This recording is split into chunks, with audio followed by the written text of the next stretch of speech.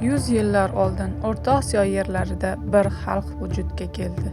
Ko'k turklar bir kecha osmon olovdek yorishdi.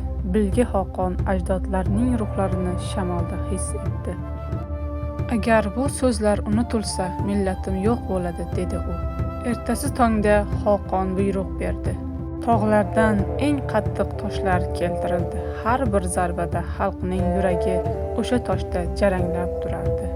Toshlarni O'rxun tomonga eltishda yo'llarga dushmanlar chiqdi, ammo Bilgi Xoqonning lashkarlari ortga chekinmadi. Chunki toshlar muqaddas edi, ular o'tmishning ovozi, kelajakning umidi edi. Va nihoyat O'rxun daryosi bo'yida bitiklar tiklandi.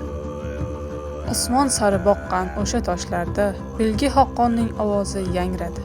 Turk xalqining nomi va shoni yo'q bo'lib ketmasin deb bu so'zlarni toshga uydim. Shamol esadi, toshlar sukut qiladi, ammo so'zlar qoladi.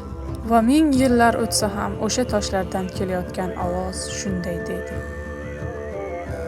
Turk xalqi barhayot bo'lsin.